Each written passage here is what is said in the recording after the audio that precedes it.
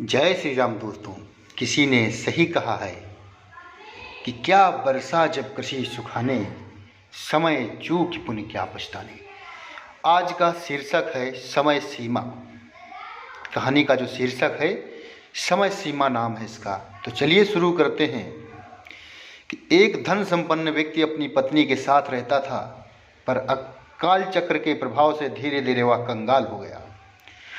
उसकी पत्नी ने कहा कि संपन्नता के दिनों में राजा के यहाँ आपका अच्छा आना जाना था, क्या इस दुर्दशा में वे हमारी मदद नहीं करेंगे, जैसे कृष्ण ने सुदामा की थी। पत्नी के कहने से वह भी सुदामा की तरह राजा के पास गया। द्वारपाल ने राजा को संदेश दिया कि एक निर्धन व्यक्ति आपसे मिलना चाहता है और वो स्वयं को आपका मित्र बताता है।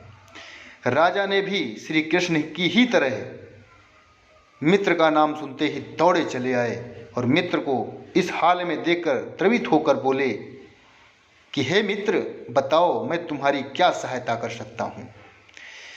मित्र ने सचते हुए अपना हाल कह सुनाया। चलो, मैं तुम्हें अपने रत्नों के खजाने में ले चल रहा हूँ। वहाँ से जी भरकर आपका जितना जी चाहे उतना आप वहाँ से रत्न भर कर ले जा सकते हैं। बस शर्त यह है कि आपको 3 घंटे का समय मिलेगा।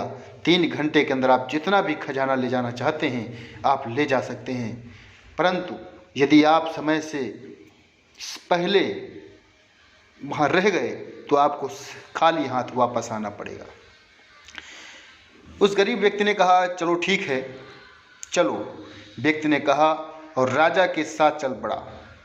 वह व्यक्ति रत्नों का भंडार और उससे निकलने वाले प्रकाश की चकाचौंध देखकर हैरान हो गया, पर समय सीमा को देखते हुए उसने भरपूर रत्न अपनी जेब में भर लिए। वह जब बाहर आने लगा तो उसने देखा कि दरवाजे के पास रत्नों से बने छोटे छोटे खिलौने मंत्र मुग्ध कर रहे थे, जो बटन दबाने पर तरह तरह से खेल दिखा रहे थे। उसने सोचा कि अभी तो बहुत काफ़ी समय बाकी है, क्यों न थोड़ी देर इन खिलौने से खेल लिया जाए।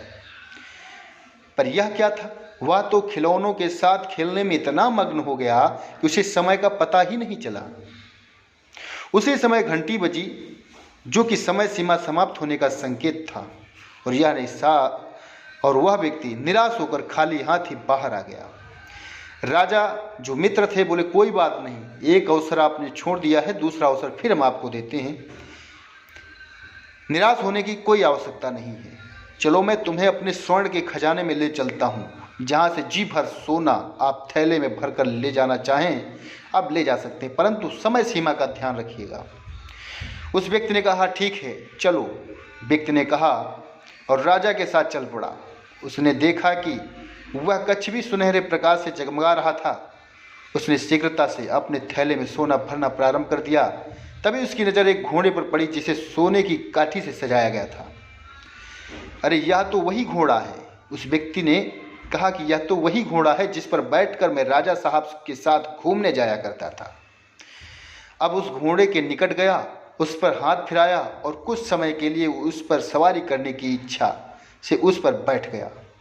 पर यह क्या, समय सीमा समाप्त हो गई और वह भी सवारी का आनंद ही ले रहा था।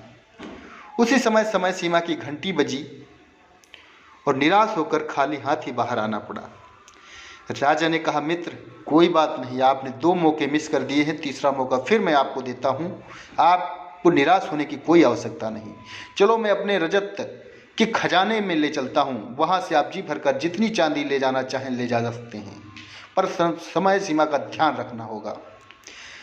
उस व्यक्ति ने कहा, ठीक है, कोई बात नहीं, 2 मैं मौके मिस कर चुका हूँ, इस बार मैं पूरा ध्यान रखूंगा। राजा के साथ वो खजाने की ओर चल पड़ा। उसने देखा कि वह कच्छ भी चांदी के धवल आभा से शोभायमान था। उसने अपने ढोल में चांदी भरनी आरंभ कर दी।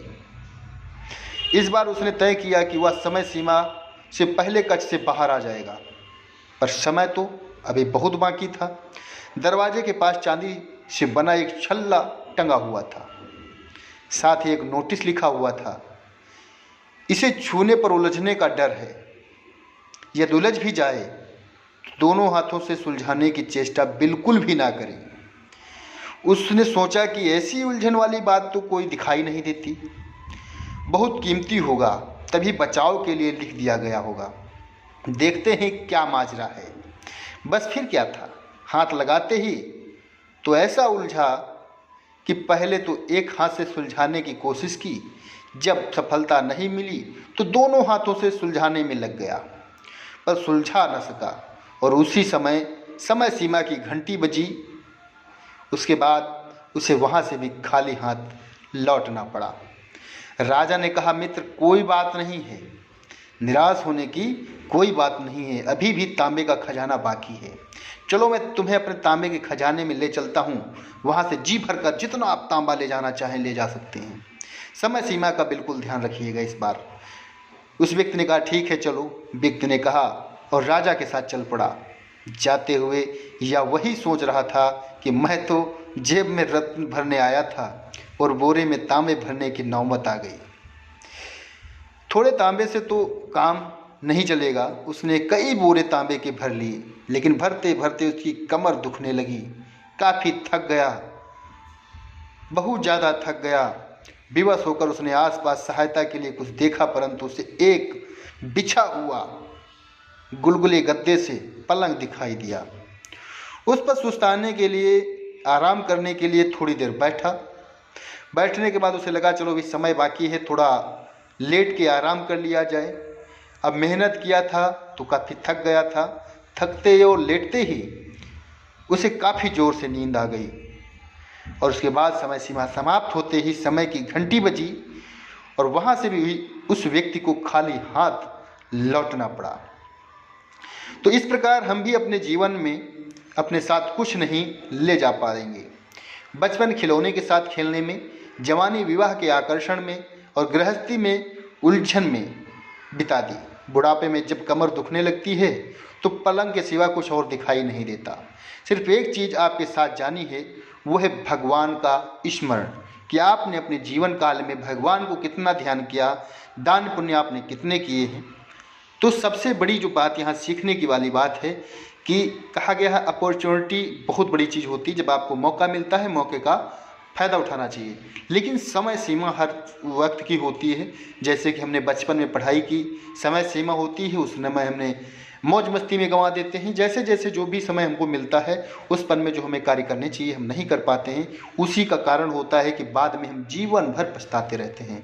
तो बोलिए दोस्तों, ये कहानी आप लोगों को कैसी लगी? मिलेंगे एक नई कहानी के साथ, तब तक हमारे चैनल के साथ बने रहिए। बहुत बहुत धन्यवाद। बोलो हरे कृष्णा कृष्णा कृष्णा हरे हरे, हरे रामा रामा रामा हरे हरे।